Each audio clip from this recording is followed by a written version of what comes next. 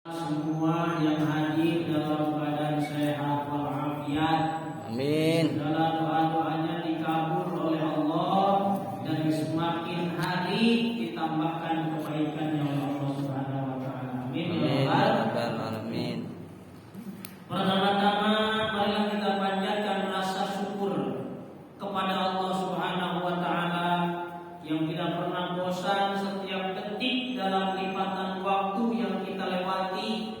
Itu semua mengandung nikmat dari Allah Subhanahu wa taala.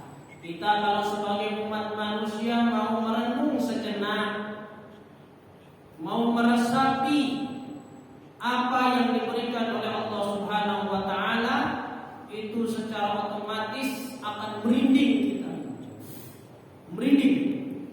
Kenapa? Karena saking banyaknya nikmat dari Allah Subhanahu wa taala. Banyak nikmat yang diturunkan kepada kita, sampai kalau kita benar-benar meresapinya itu alhamdulillah, nggak usah dipaksakan ngomong alhamdulillah. Ujung-ujung apa ujung-ujung itu? Tiba-tiba. Spontan ya, spontan. Alhamdulillahnya bukan yang dibuat-buat. Alhamdulillahnya bukan yang dipaksa-paksakan, tapi alhamdulillah yang muncul dari dalam hati yang paling dalam. Pas diraba di atas kepala begini, ya Allah, alhamdulillah. Nih punya pikiran masih normal. Banyak orang yang sekarang pikirannya udah gak normal. Banyak yang terkena penyakit mental block. Banyak yang terkena penyakit overthinking. Segala-gala dikhawatirkan, segala-gala ditakutkan, segala-gala bikin sedih. Perkara kecil saja menjadi besar. Ya Allah, alhamdulillah masih dijaga. Ada yang di umur 50 udah lupa ingatan.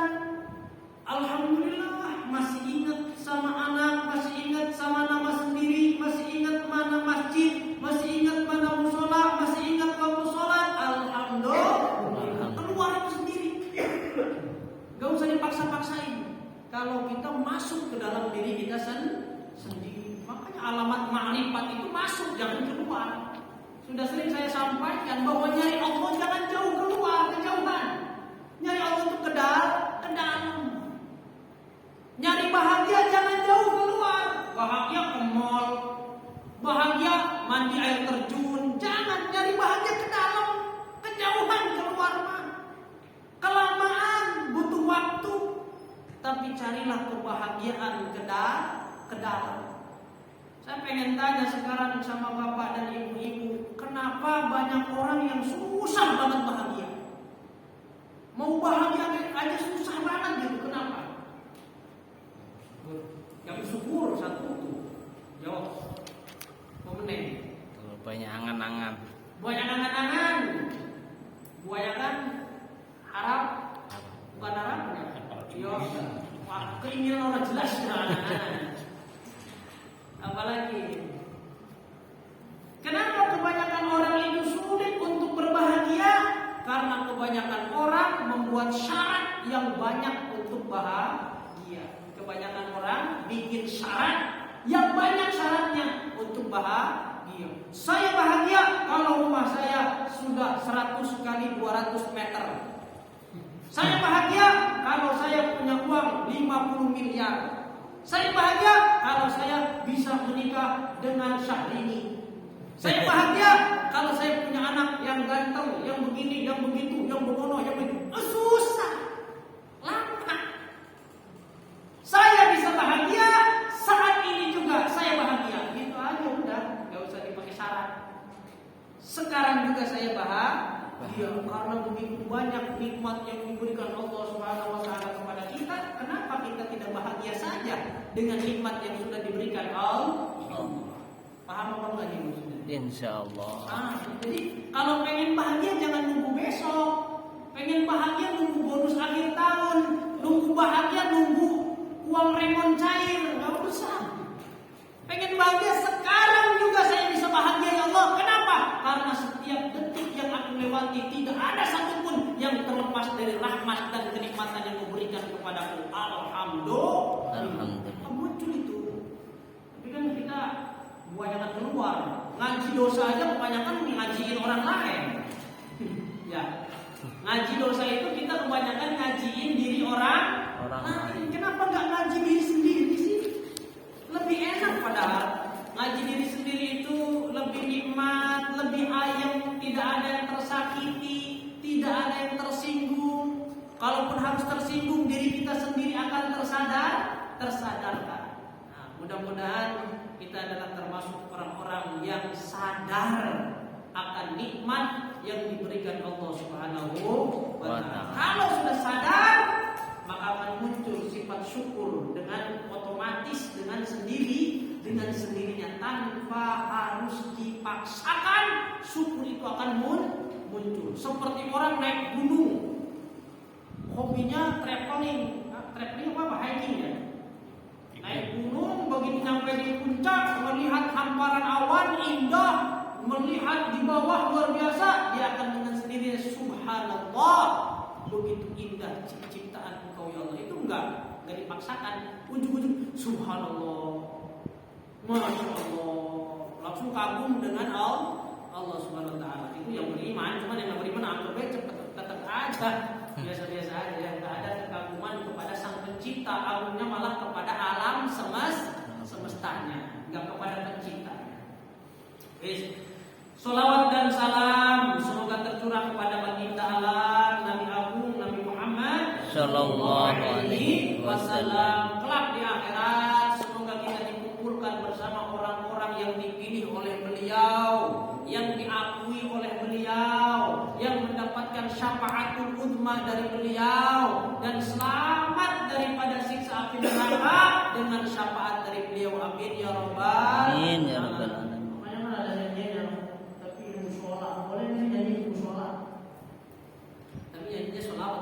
Isinya cuma nadanya nada pop gitu ya. Ada jadi mungkinkah diri ini dapat bertemu Nabi di surga nanti, menjadi umat Nabi yang diakui, disayangi dan dicintai. Umatnya Nabi diaku, disayang, dicinta. Amin ya rabbal alamin. Guys, amma ba'du ya. Sekarang tinggal baca kitabnya. Bismillahirrahmanirrahim. Qala al-mu'allifu rahimahullahu ta'ala wa nafa'ana bihi wa bi ulumihi fid dharain amin ya rabbal alamin. Faslun utawi iki iku ono pasal fi ma'rifatin nafsi ing dalam menerangkan mengenal awake dhewe. Ini pasal menerangkan mengenal diri sendiri. Enggak ada bab mengenal orang lain, enggak ada. Kecuali di dalam ilmu bisnis. Jadi kalau ilmu bisnis mah harus mengenal orang lain. Sebab kalau enggak mengenal orang lain, enggak bisa nawarin bisnis, enggak bisa nawarin barang. Oh ini tipikalnya begini nih, dikasih bonus 1 dia pasti nyangkut. Oh ini mah bukan dikasih bonus, tipikalnya nih, ini mah orang ini tipikalnya kalau dipotong harganya sekian persen baru dia mau. Oh ini mah tipikalnya begini nih orangnya nih, orangnya di seolah-olah murah, coret harga, pengennya pakai coret harga baru mau. Nah itu bisnis, mengenal orang lain. Nah kalau di dalam akidah ini harusnya mengenal diri sendiri. Maka bab ini adalah fi ma'rifatin nafsi, bab sing nerangake ngenal ngaweruhi ing awake dhewe. Ini kalau ada yang paham jawab mudah-mudahan dipahamkan. Ya. I'lam ngertiyo sira, i'lam mengetahuilah. Anna miftaha ma'rifatillahi ing sak temene kuncine mengenal Allah. Bahwasanya kunci untuk mengenal Allah Ta'ala ingkang maha luhur huwa ya miftahu ma'rifat iku ma'rifatun nafsi, yaitu mengenal diri sendiri. Kuncinya mengenal Allah itu kenal dengan diri sendiri. Jadi dijawab aja dalam hatinya masing-masing. Kira-kira kita ini sudah kenal belum dengan diri kita sendiri? Kalau kita belum kenal dengan diri sendiri, jangan ngaku-ngaku kenal Allah. Jangan ngaku-ngaku, itu bohong. Ya, termasuk diri saya. Saya sudah kenal Allah. Allah begini. Bohong kalau tidak pernah mengenal diri sendiri. Kapan muhasabah? Kapan ma'rifatun nafs? Kapan masuk ke dalam batinnya sendiri? Kapan dia bisa mengagumi semua instrumen yang ada di dalam diri sendiri? Kalau tidak pernah meraba diri sendiri, maka jangan ngaku kenal dengan Allah Subhanahu wa Ta'ala. Pasti bohong besar. Gak bisa. Kok begitu Ustaz? Nanti ada. Kama qala Subhanahu wa Ta'ala, kama seperti apa qala yang telah berfirman siapa Allah Subhanahu wa Ta'ala. Allah Subhanahu wa Ta'ala berfirman, sanurihim ayatina fil afaqi wa fi anfusihim hatta yatabayyana lahum annahu al-haq.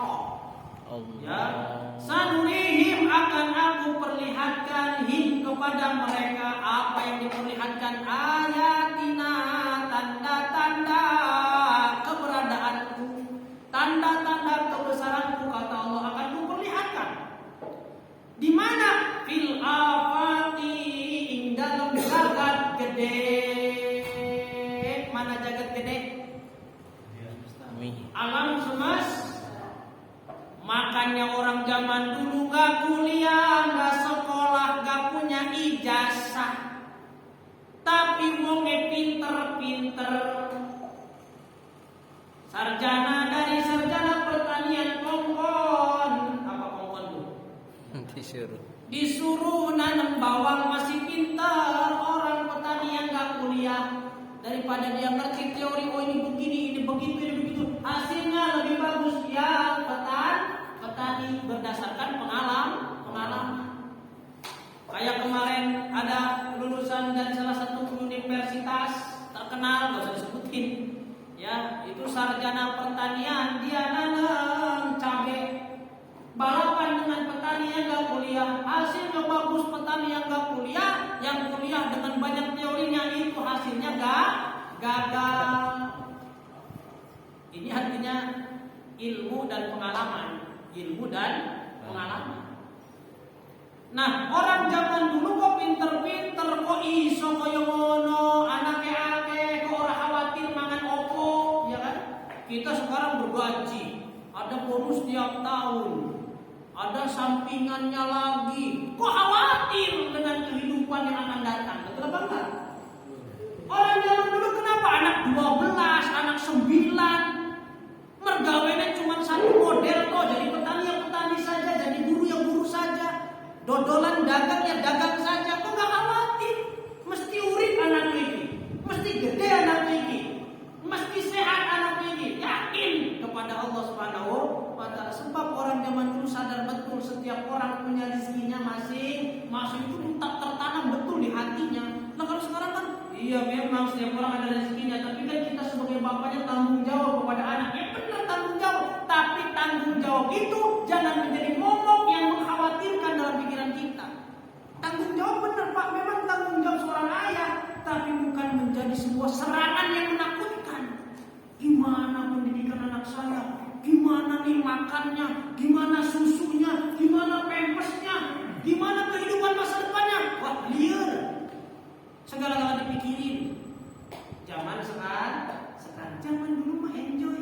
Sing penting sampean ibadah, sampean ikhtiar, kerja sing tenanan, dungo maring pangeran, beres nih. Apa lagi yang dipikirin? Kulo sampun mergawe nggih, sudah melaksanakan kewajiban. Kulo salat 5 waktu nggih, alhamdulillah.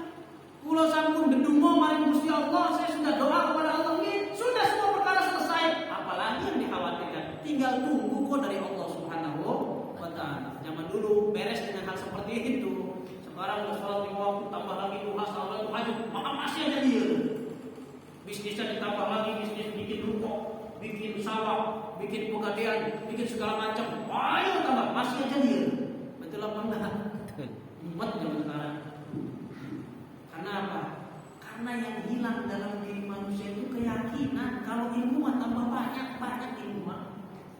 Dalil apa aja orang sekarang hafal kok. Tapi orang sekarang diuji keyakinan.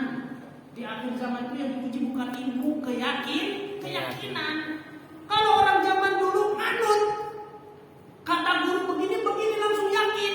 Kalau sekarang kan enggak, mikir dulu, ngapain guru nyuruh gue kayak gini? Bermanfaat apa enggak nih? Udah. Enggak percaya. Dengan guru saja tidak percaya. Anak saja dengan orang tua udah enggak percaya sekarang mah. Bapak saya mah belum, bapak saya kan enggak sekolah ini, saya kan sekolah ini. Bapak saya nggak pernah sekolah teknik, saya kuliah teknik. Gak mungkin bapak saya ngerti tentang motor. Makanya ketika bapaknya komen tentang motor, anaknya menggubris, bapak nggak ngerti. Bapak cuma lulusan SD, aku yang kuliah teknik, saya ngerti mesin. Kan begitu. Ya, dengan guru, dengan orang tua, begitupun orang tua sekarang sudah tidak percaya sama anak. Betul apa enggak? Ngasih duitnya jangan banyak-banyak ke anak, nanti habis. Kan nggak percaya itu namanya. Betul apa enggak? Kasih modal 100 juta, janganlah, anak saya mah nggak bisa ngolah modalnya, nggak percaya sama anak. Sampai nomor PIN ATM istri aja diumpet-umpetin, atau punya ibu, punya suaminya dititip ke ibu yang tadinya PIN-nya adalah lahir bapaknya, begitu dipegang sama ibu 5 menit kemudian PIN-nya udah berubah. Kenapa? Supaya bapaknya nggak tahu lagi PIN-nya. Coba ini.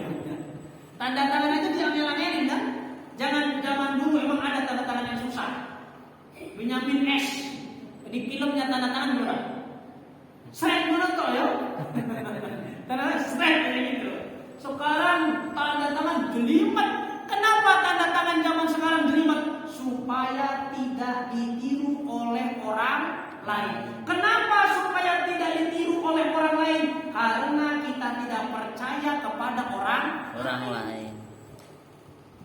Benar terus ini. Betul. Benar, berarti krisis kepercayaan. Saling curiga, anak curiga kepada orang tua. Titipin aja, Mas, duitnya sama mama saya. Pas udah nikah tuh, dia punya duit banyak, anaknya menantunya. Berapa yang dititipin? Setengahnya aja 500 juta. Kita kan hasilnya 1 M sekarang, titipin aja sama mama. Jangan sama mama mau belanja mulu. Shopee aja terus, tinggi Shopee. Oh, yaudah datangnya paket. Habis 500 juta, 2 minggu juga habis sama mama kamu mah. Gak percaya sama mamanya sendiri. Kenapa? Karena kenapa itu kepercayaan sudah hilang? Karena kejahatan sudah tidak harus melihat orang lain. Kejahatan sudah masuk di dalam rumah kita masing-masing. Betul apa enggak? Jadi anak jahat, jadi suami jahat, jadi istri jahat, jadi bapak jahat, jadi ibu jahat, jadi anak jahat. Jadi orang tua nggak percaya anak nggak percaya orang tua, suami nggak percaya istri nggak percaya suami. Bener apa kan tuh?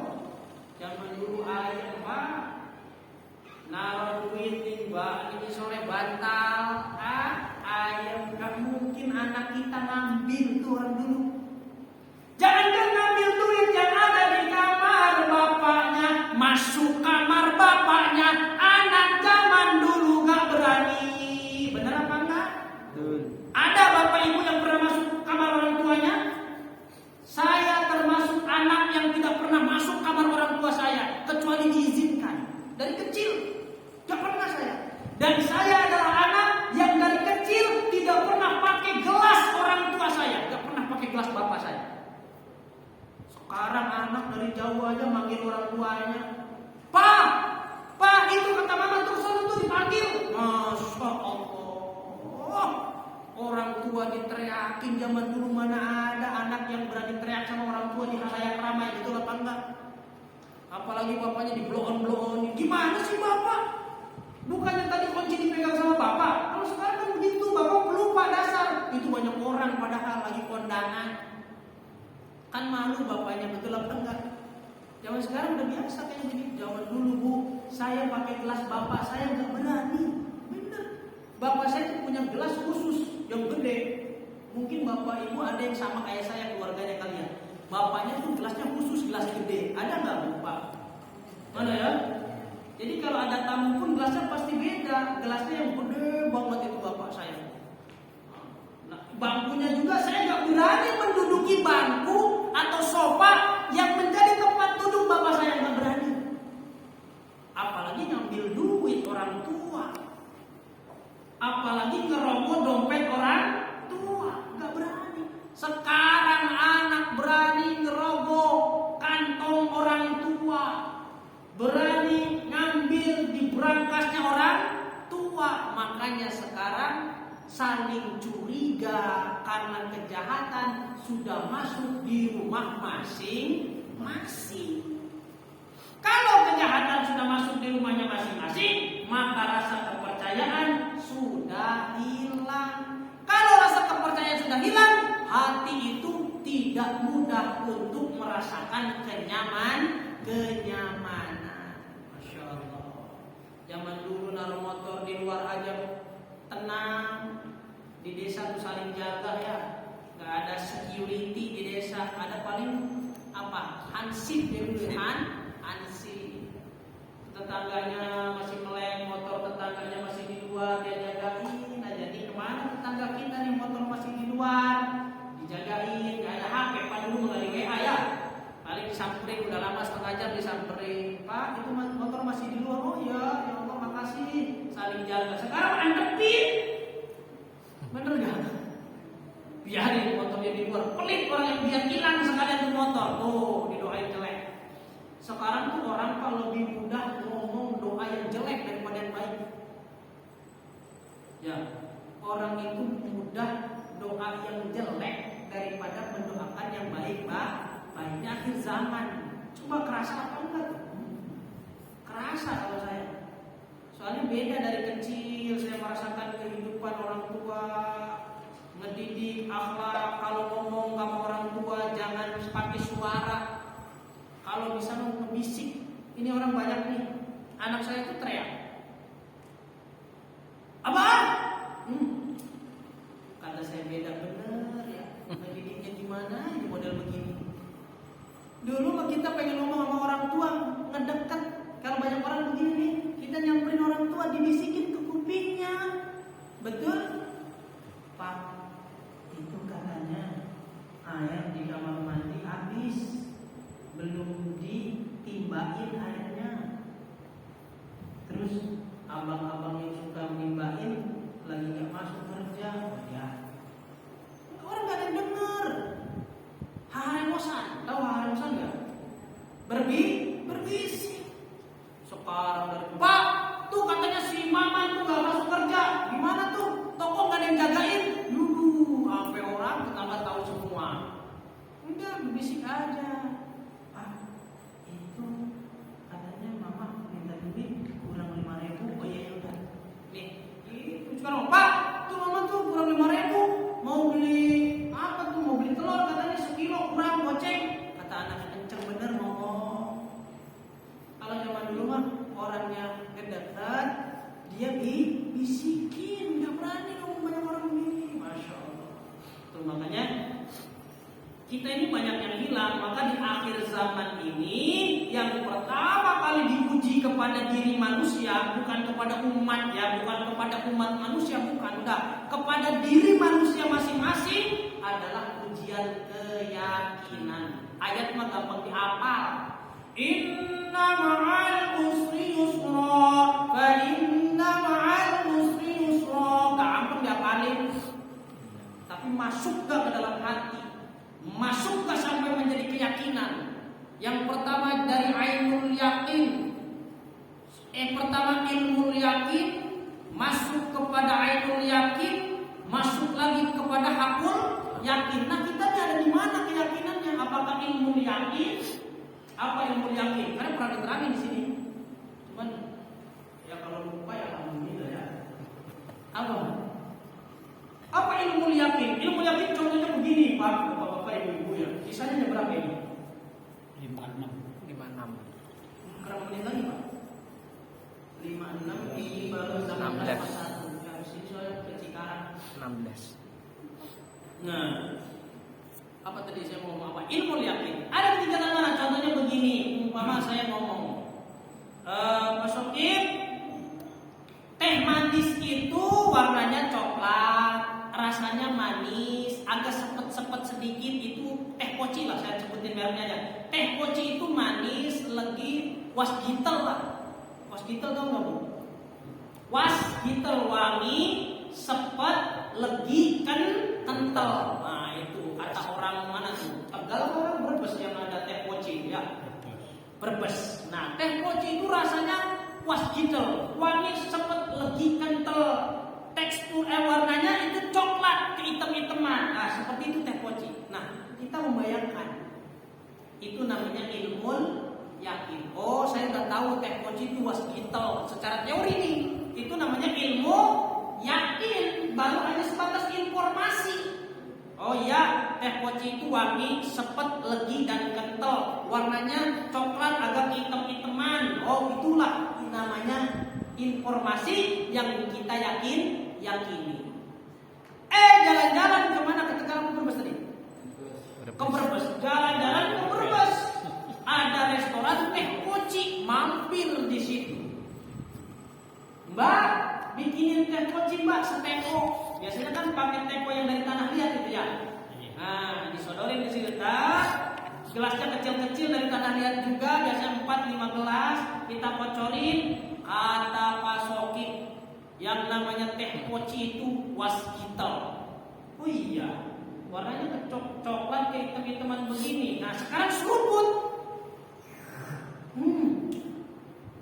Bener, wangi, sepet, legi, kental. Ini namanya ainul yakin, zat yang diceritakan dirasakan. Sudah melihat dan merasakan. Itu namanya ainul yakin. Zatnya yang langsung ketemu, zatnya langsung di hadapan kita. Sudah dilihat dulu ya, namanya ainul yakin. Dilihat tuh yang benar di wujudnya seperti ini. Nah pas diseruput baru jadi hakul yakin. Jadi ilmu yakin, ainul yakin, hakul yakin.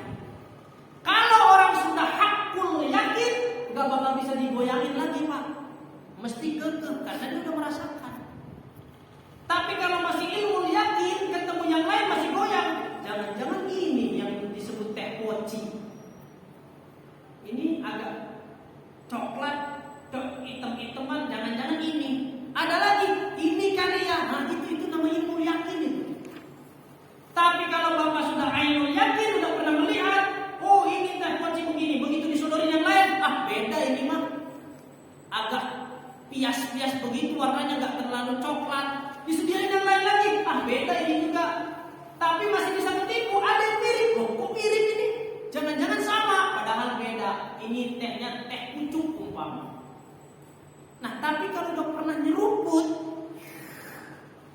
ini rasanya teh poci. Begitu disediain, diseruput, bukan. Ini bukan. Kalau orang sudah hakul yakin, dia merem, sudah bisa membedakan apa yang dia yakini. Kayak perokok lah Pak. Bapak-bapak merokok, ada yang merokok nggak di sini Bapak? Ya. Rokoknya apa Pak? Sebut aja nggak apa-apa. Umpama contoh Samsung istilah Samsung. Apal tenang nih rokok Samsung. Pul. Kongkon merem Pak. Suruh merem. Disediain rokok banyak. Suruh milih mana yang Samsung. Ambil satu sedot. Oranye. Mana kan? Matanya merem, meripatnya merem, bisa membedakan. Karena apa? Hakul yakin, sudah tertanam rasanya, gak bakal tersesat jiwanya, gak bakal tersesat rasanya, gak bakal tersesat akidahnya. Ini loh jalan yang lurus, tidak akan pernah goyah dengan yang lain. Apa benar ibadah saya yang begini ini bid'ah? Apakah benar ibadah saya yang begini ini malah masuk neraka? Ini penuh hakul yakin. Informasi Nabi nggak begitu. Nabi itu nggak ada zaman begitu. Oh ya ke sini. Ntar kata yang di sini, walaupun nggak ada zaman Nabi, tapi isinya ini kebaikan. Oleng lagi ke sini. Ayo oleng. Karena masih taraf ilmu yakin. Disodorin teh pucuk kayaknya iya, disodorin teh poci kayaknya iya, disodorin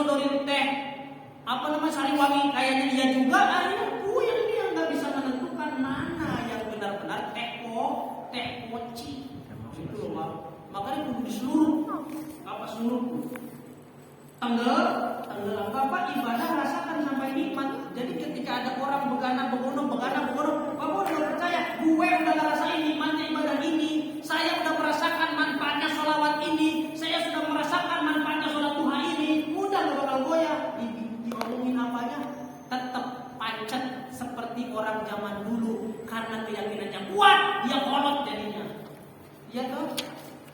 Mbah, ampun ngoten mbah. Sholat tuh koyo ngene, sampai ngompo.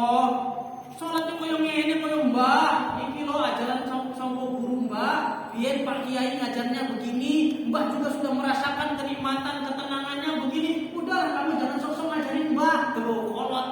Kalau orang yang udah yakin tuh pancet, gak bakal bisa ya.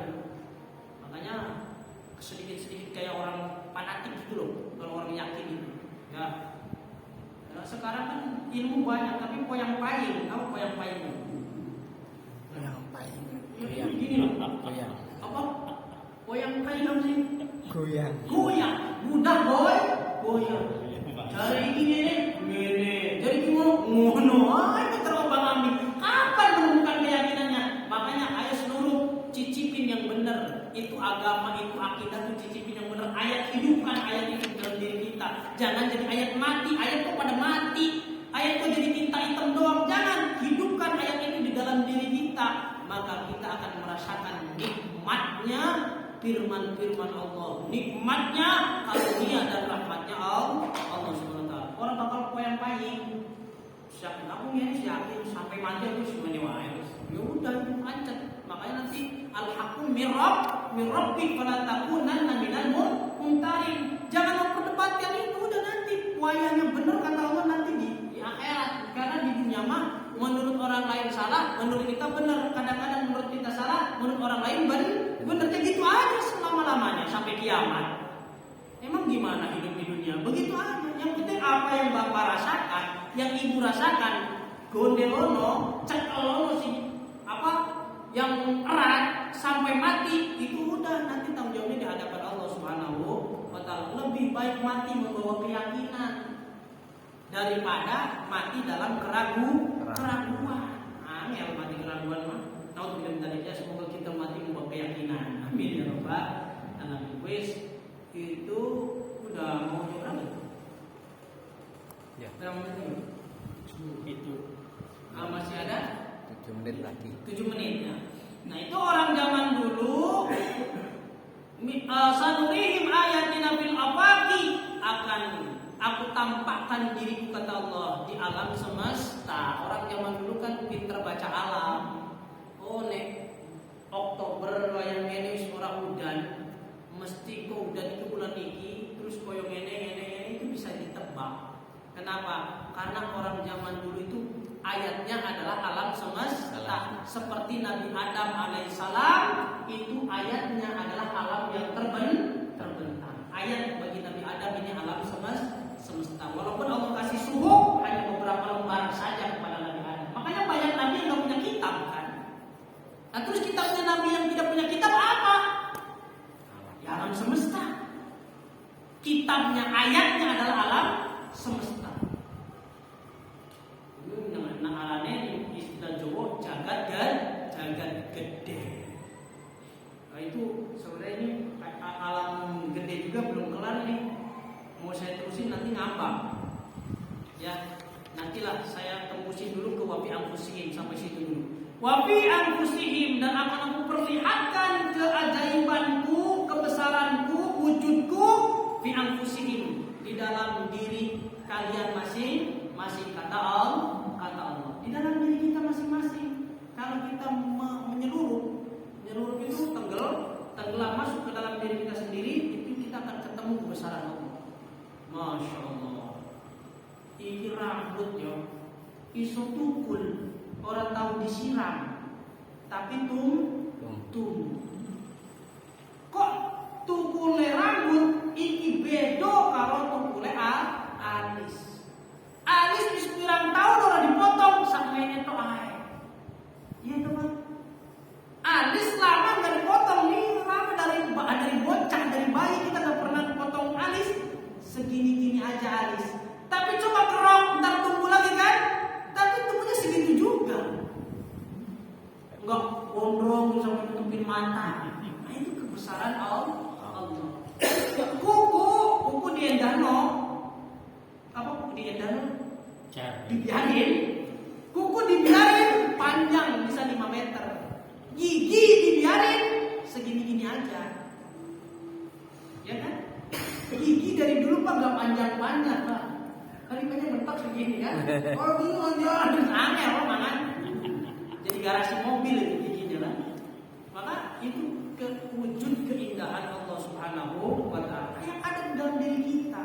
Maka ketika bertanya orang di mana Allah, kata Allah, aqrabu min hablil warid. Aku ini lebih dekat daripada urat lehermu sendiri. Lebih dekat daripada urat lehermu sendiri, kata Allah. Kalau kata orang Sunda, Allah di mana? Lamun neangan Allah tong ka mana-mana. Aya dina satantung diri tepa anggar di awak sorangan. Jadi kalau mau nyari Allah katanya, aya dina satantung diri ada di dalam wujud diri kita ini.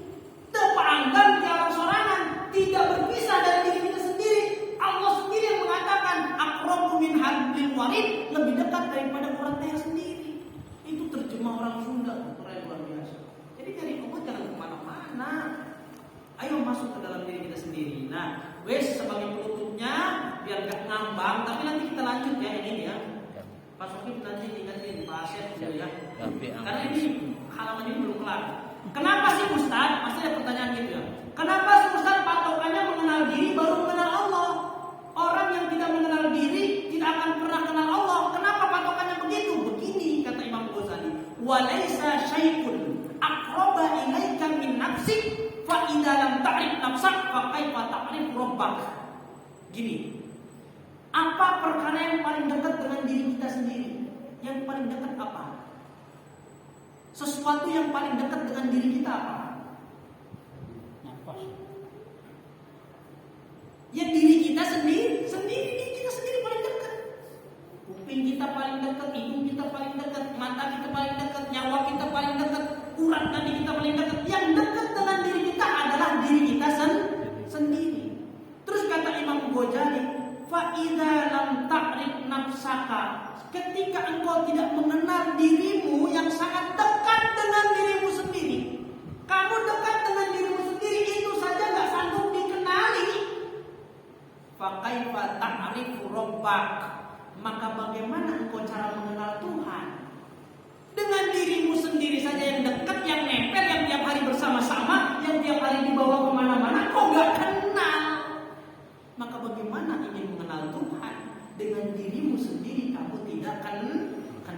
Nah nanti penjabarannya ada di halaman berikutnya ya.